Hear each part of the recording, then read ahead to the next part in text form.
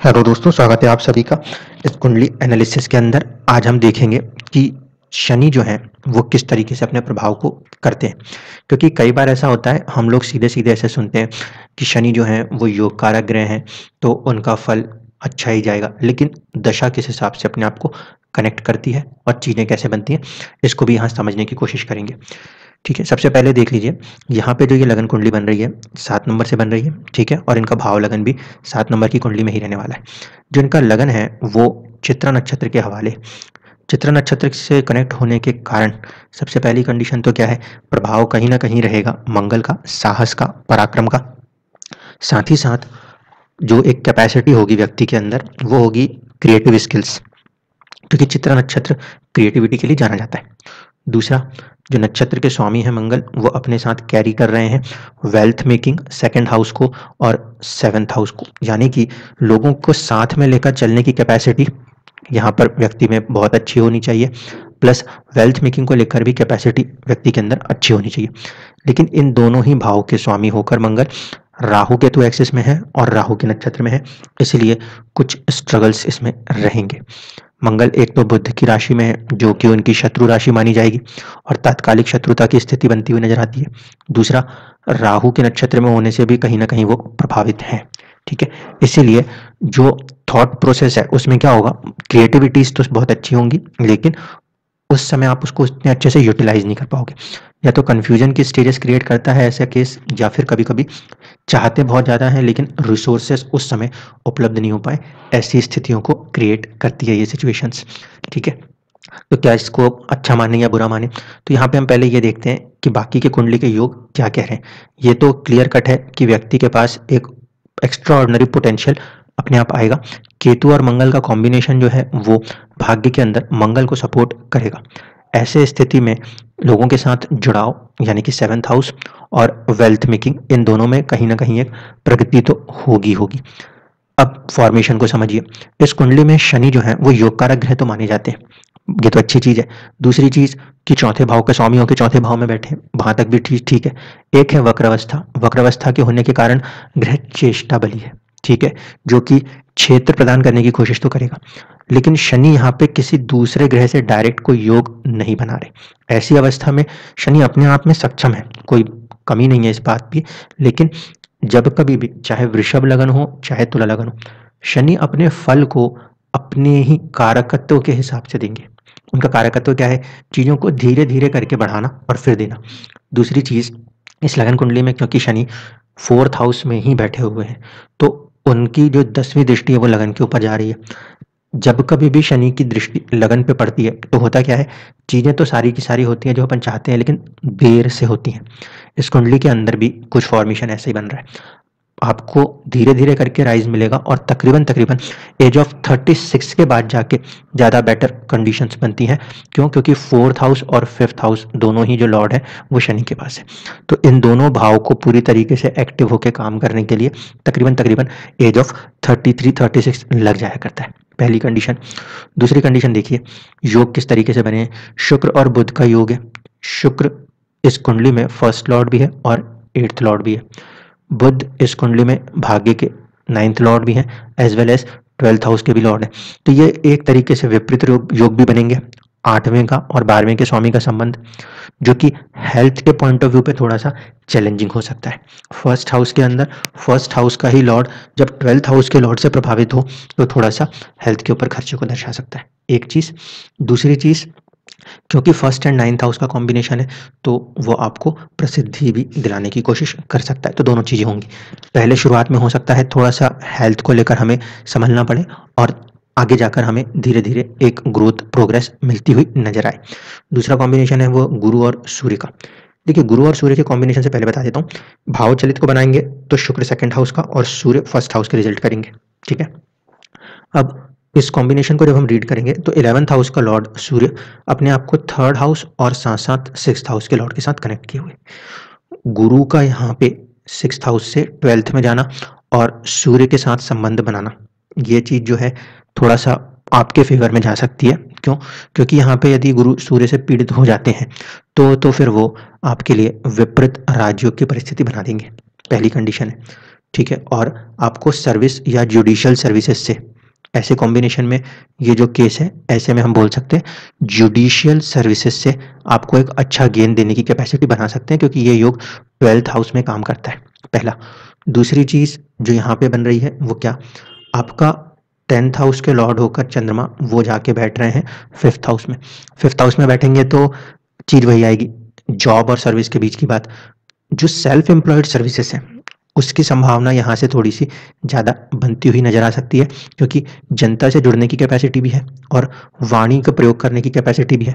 साहस पराक्रम, लिखाई पढ़ाई, 3rd house writing, documentation skills, और साथ साथ आपके 6th हाउस फाइटिंग स्किल्स के साथ आपको गेन्स नजर आता है। तो एक जो यहाँ पे चांस बनता है इस कॉम्बिनेशन से, वो बनता है किसी तरीके के जुडिशियल सर्विसेज का। दूसरी संभावना जो बनती है, क्योंकि 2nd हाउस इन्वॉल्वमेंट आएगी आपकी लाइफ में आपके प्रोफेशन से, तो बैंकिंग के साइड भी होते हैं जो कि पब्लिक डीलिंग के साथ काम करते हैं, और तीसरा होता है पब्लिक डीलिंग के साथ काम करने वाली चीज जो होती है टीचिंग स्किल्स। ठीक है, तो इन 3 फील्ड्स के अंदर आप अपने आप को ग्रोथ करते हुए देख सकते हैं। ठीक, इसके बाद अब दशाओं के ऊपर चलते हैं। दशा का फैक्टर जो इस समय आपके ऊपर काम कर रहा है वो चंद्रमा के हिसाब से देखा जाए तो शनि की दशा चल रही है, और शनि की दशा है यदि, तो उसका संबंध कहीं ना कहीं आपके 1st हाउस पे 10th एस्पेक्ट से है। कोशिश तो वो आपके लाइफ में आपके पर्सनालिटी को बिल्डअप करने के लिए करेंगे, लेकिन 4th हाउस में बैठे हुए हैं तो थोड़ा सा मन या घर के अंदर की परिस्थितियों से दुखी करके वो धीरे धीरे आगे बढ़ा सकते हैं। अब कितना दुखी, देखिए अपनी ही राशि में बैठे हैं, वक्र अवस्था में जरूर बैठे हैं, तो बहुत ज़्यादा भी पेनफुल तो नहीं कहेंगे, लेकिन हाँ, आप चीज़ों को जिस गति से पाना चाहते हैं शनिदेव उस गति को थोड़ा सा धीमा करके ही आगे बढ़ाएंगे। ये एक बात यहाँ पे अपने को ध्यान रखनी है। इसलिए मैंने आपको शुरुआत में कहा था, जब कभी भी शनि का संबंध ऐसा बनता हो जो लगन से दृष्टि संबंध बनाता हो कहीं पे भी बैठ के, तो व्यक्ति जो चाहता है वो सब होता है, लेकिन देर से होता है। इसमें योग बन रहा है वो है शश महापुरुष योग।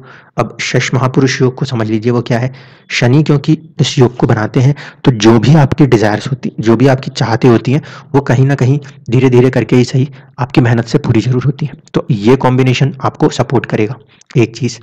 दूसरा फॉर्मेशन जो है इस दशा के अंदर, आपको थोड़ा सा सावधान कब कब रहना है, 2027-28, ठीक है। और दूसरा 2034 और 35, यानी कि जब शनि की महादशा में केतु की अंतरदशा या शनि की महादशा में मंगल की अंतरदशा बनती हो, तो उस समय थोड़ा सा आपको सावधानी के साथ काम करना चाहिए। इवन दो कि ये दोनों भाग्य में बैठे हैं, भाग्य की वृद्धि की ही कोशिश करेंगे, लेकिन शनि की तुलना में देखें तो 6ठे भाव में बैठे हैं, इसलिए कुछ अड़चनों के साथ धीरे धीरे वहां पे आपको एक वृद्धि देने की कोशिश करेंगे। नवांश में आए हम, तो नवांश जो है वो आपका 8 नंबर से बन रहा है, जो कि लगन कुंडली का 2nd हाउस है। तो वेल्थ मेकिंग की तरफ कहीं ना कहीं आपको ये लाइफ ले जाने की कोशिश करेगी, ठीक है। और नवांश के अंदर यदि देखा जाए तो मंगल जल तत्वी राशि में बैठे हुए, ठीक, इसीलिए थोड़ा सा यहाँ पे हम मंगल को हल्का सा वीक मान सकते हैं।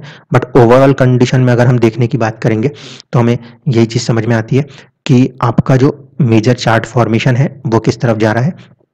ये अगर हमने उसको राशि तुल्य किया, सूर्य का 10th हाउस में आके बैठना, यानी कि कुछ सरकार से जुड़ के भी कर्म की एक संभावना है, आपका भाग्य आपको दे सकता है, ठीक। दूसरी चीज जो यहाँ पे ध्यान रखनी है उसको समझ लीजिए कि आपके कुंडली में लाभ भाव उतना ज्यादा स्ट्रांग नहीं बन पा रहा जितना कि आपका भाग्य भाव है। कंपैरेटिवली आप देखोगे तो आपको समझ में आएगा कि आपके कुंडली में 12th हाउस और 3rd हाउस वो ज्यादा बलवान है।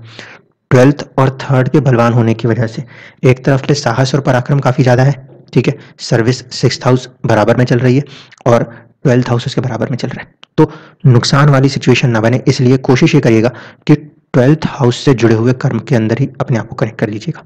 जो भाव बलवान है वहीं से फायदा निकालने की कोशिश की जा सकती है। इसलिए यहाँ पे मैंने आपको शुरुआत में ही लॉ वाले फील्ड की बात करी, अन्यथा दूर हट के आपको काम करना पड़ेगा।